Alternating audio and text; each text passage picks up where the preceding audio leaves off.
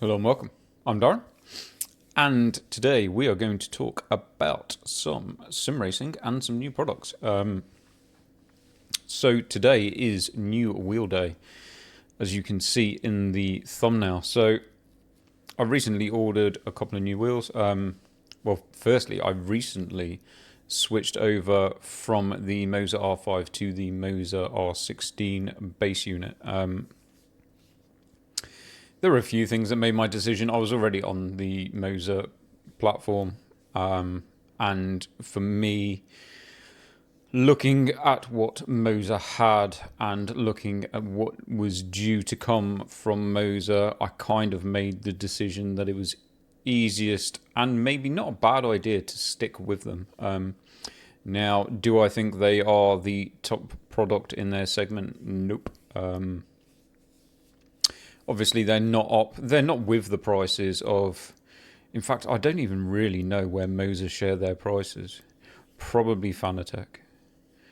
I think SIMAGIC are probably still above them, mostly in prices. Some similarities with certain products within their range. Some stuff probably a bit more expensive. I did actually consider SIMAGIC. I would probably still quite like to try some SIMAGIC products, so I will not. I'm not going to count that out. But at the moment, I'm kind of happy with everything so far I've had with MOZA, whatever you want to call it. All of the products that I've had have worked and been excellent. So the only area where, for me, they fall short would be compatibility with, obviously, console, which obviously they've just sorted with the Xbox compatibility. But at the moment, I believe you still need to have a certain wheel or certainly the certain wheel box. So there is compatibility there. You're probably still limited. Now, I believe the wheel that is compatible for Xbox probably shares what the wheel that came with the R5 came with. So there are options available for that wheel box. So I believe there is a GT3 style rim that you could add to it, or I believe there's a bigger, maybe diameter wheel that you can add to it. So there are options within it. Now, for me, it's not an option. Or for me, it's not an issue. I don't use console. I'm not racing on console. I'm racing on PC. Obviously, the only area that it can be awkward is in, obviously, games that are Xbox games, like your Forza Motorsports and so on. They're not going to have instant compatibility. There are settings within the MOZA Pithouse for Forza games. There is a slide or a switch that you can turn on. It worked for me fine. I don't know if it works for everyone. But there's generally ways that you can make it work. Now, for everything else, it's been really good. The R5 was brilliant. It did everything that I needed it to do. I never used. It was my first wheel. My first wheel and pedal set. I've never used any type of belt driven or anything like that. For the price it was at, I kind of decided that I'd just go straight to direct drive with the R5 bundle. I could have saved myself probably a couple of £100 by going to belt driven, but at the same time, I didn't want to. It's very awkward, and it's a very personal thing. I didn't want to give myself a bad impression, and I was worried that if I spent too little, I would probably give myself a bad impression. So I wanted to make sure that I spent enough to give myself the best impression possible, but not overspending to the point of, if it was something that I decided wasn't for me, I didn't want to throw, £1,000 or £2,000 into some top end gear and then decide after a week that I didn't enjoy it. That would have kind of been a bit crazy. So obviously, when I looked at the MOZA stuff, I saw that the R5 bundle was available. It was available to me easily through UK stockists, and it was at a price I was happy with. But I also decided or considered the fact that they obviously had higher products within their range and everything was compatible. So I had an upgrade path available to me without having to buy everything new again. So basically I could buy a new steering wheel and add it to it and run it on it. I could obviously keep the R5 base if I wanted to and add a better set of quality pedals, and I'd still be running. And obviously I could do it the way that I've done it and obviously just got a new base. So that was kind of my reason for sticking with MOZA. I can't compare them to any other brand because I haven't used any other brand. I wouldn't do that. But my experience so far has been really good. So that kind of leads me to today, because effectively what happened, kind of through a mistake of my own, I will happily admit, but when I moved to the R16 wheelbase, I decided that I would, because there wasn't any in stock at the time. MOZA stuff has been selling in the UK, or certainly from the places that I buy in the UK, it seems to have been selling extremely well, to the point of suddenly the stuff that I wanted to buy that was generally in stock is constantly sold out now. So at the time I couldn't buy a hob adapter. So I moved to the R16. I already had the KS steering wheel. I bought another steering wheel, GS, I believe it is, which is kind of very similar. I'd say like a GT style rim. And then I wanted to use rally. Well, I wanted to do some rally, obviously using a butterfly wheel in this style for rally is a no-no. Now, obviously the rim that comes with the R5 bundle is very small. It's not stupidly small, it's heavy. It doesn't feel like a toy, but it's quite a small rim, and it does have a D-shaped bottom to it. So again, not ideal for rally. So effectively what I ended up doing was using this for GT3 and everything else, and then for rally I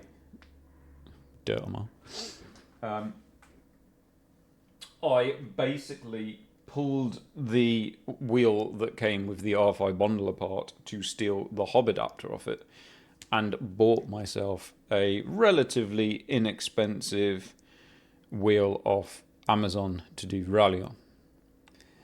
I didn't think about it very well, and the reason I didn't think about it very well is I'm set up on a aluminium profile rig, and as you can see here, this wheel at the time, which I thought would be great, has a big dish to it.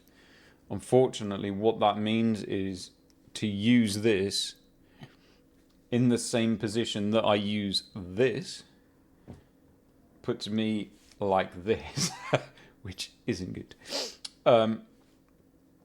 So it kind of means that if I want to just swap across at any given time to try out a rally game or do some rallying, or even like Wreckfest and like even Truck Simulator, I'm using this because even Truck Simulator on this is not good. So yes, to use this with this obviously dish meant that I have to like move my wheel deck. It's either move my wheel deck or move my seat and move my pedal deck. So obviously moving the wheel deck is easier, but obviously screen positioning and everything you can imagine, big mistake, not a good idea. So don't do it, Darren. Don't do this to yourself if you are on an aluminium profile rig, unless you have some sort of I believe something like I don't think you'd use it for that anyway, because it's a very Formula style aluminium rig. But I believe there is is it track, what's their name? One of them has some kind of quick release thing where you can undo some settings, slide the wheel deck forward and back, so it's very quickly adjustable for different height drivers. That's not what I have. Now, I could mess around, but I put it down as a very bad idea. So anyway, that leads me to where I started playing some Automobilista 2. I'm enjoying Automobilista 2, and I'm enjoying all the different types of cars. So that kind of led me to thinking I need a new wheel. And to be fair, it's for anything, even like your Forza Motorsport or anything like that. GT3 wheel isn't right. It doesn't feel right. It doesn't particularly work right in a lot of occasions.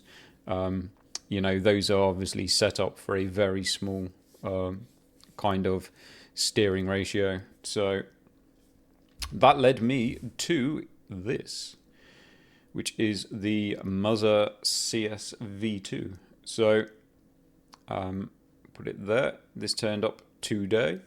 Obviously, I'm not doing an unboxing because it's already out of the box. So there we go. And yeah, so far I am very impressed with it. Again, it's kind of a no frills. It wasn't hugely expensive. I think it goes for around about $270 with tax in the UK. So to me, it was about $230, I believe. Now, there is obviously a higher version model of this, which does have more switches. And it does have like a carbon fiber base plate that goes over that. That's obviously just a printed on type label. But as you can see, all very high build quality. I don't know if it's all. I don't know if that back's metal or plastic. It looks metal, but painted. I do have a magnet on the end of this torch. No, it's plastic. Unless it's aluminium. It could be molded aluminium. It might be plastic. If it's plastic, it looks very good quality plastic. The front obviously isn't. I've had a look over it. Stitching is awesome. So stitching's awesome. The leather all looks very good. The switches all feel quite good. So nice and clicky. Those have got a button click on them. There's not a huge amount of switches on this one. Those feel very much like the same switches that are on the GS, which are quite nice. They're not as clicky as the KS steering wheel has. You can hear those bad boys. Those are very clicky, harder to push, less travel buttons. Now, some people might prefer that. These feel similar. In fact, they feel very similar, but those aren't button push as well, whereas these are button push. And obviously, these kind of toggle switches feel very similar again. So far, obviously, comes with the awesome MOZA quick release. I believe SIMAGIC used the same quick release. It does have some carbon fiber shifter paddles. Now, that is probably my one criticism, is you let go of those bad boys and Jesus. So if you're using them in a way that your fingers are kind of resting on them and you're not firing them back, as in pulling them and springing them, not so bad. Obviously, there's clutch paddles. Again, if you let go of those, Jesus, they roll. Or not so much rattle, they're just loud. There's nothing kind of rattle. Probably shouldn't have said that. That's probably my main criticism, and they don't, or certainly in mine, now whether I'm just missing them or not, I don't have anything in the package to put in there to quieten those down, which is a little bit of a surprise to me. Luckily, I have some stuff at work, which is some very small or very thin foam and some double-sided tape. So I will be doing something myself, or I mean, to be fair, I don't tend to like just pull them and release them, so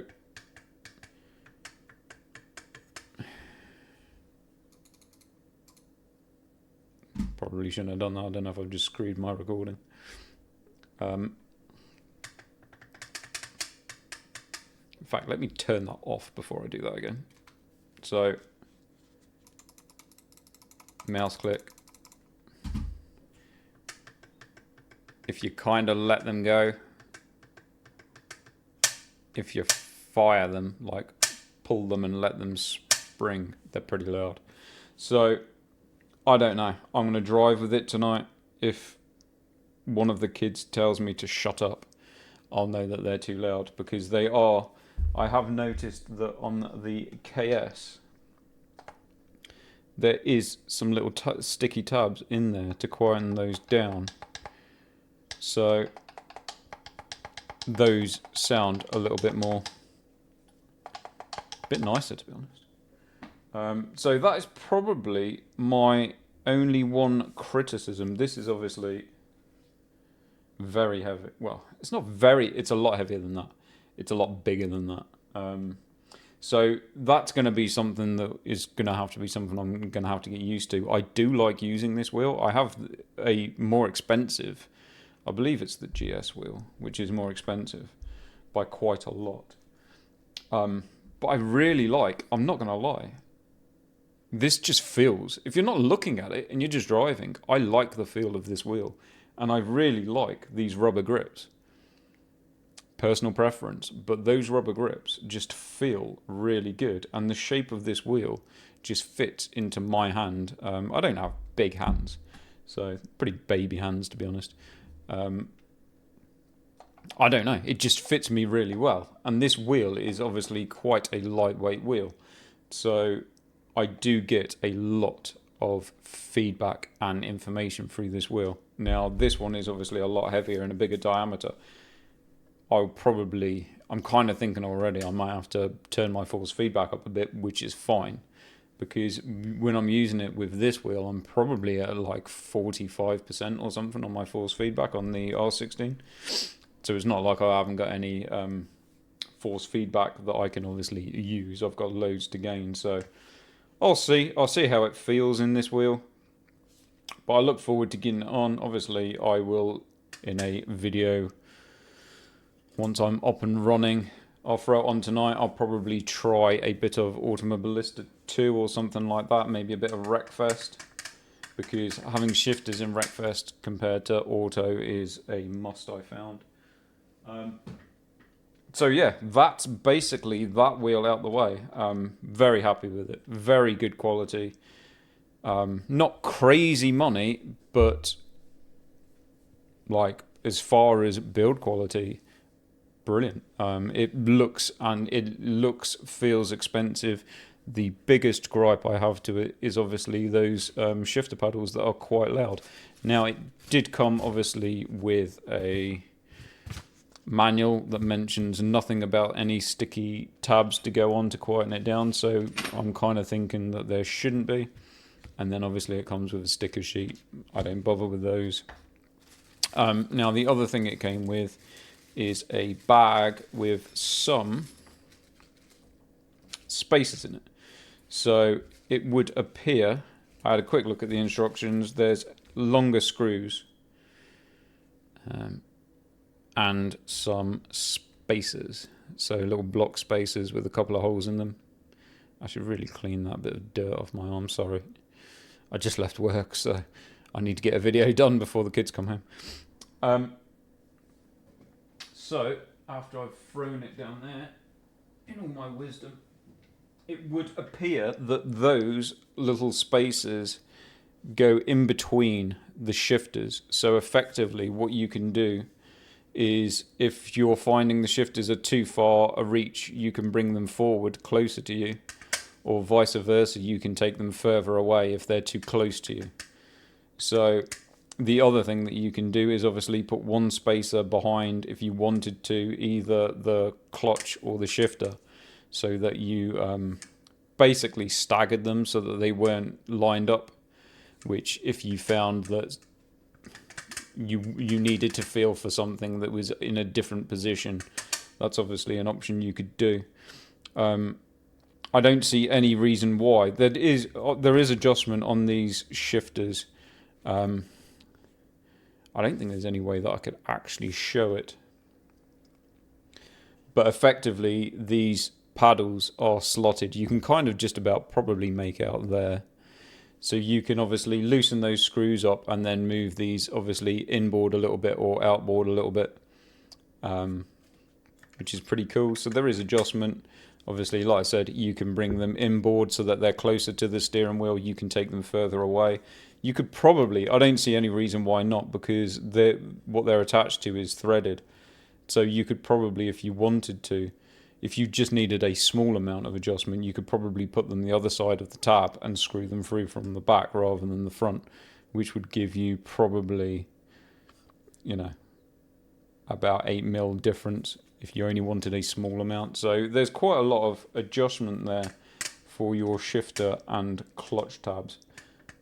It's just noisy.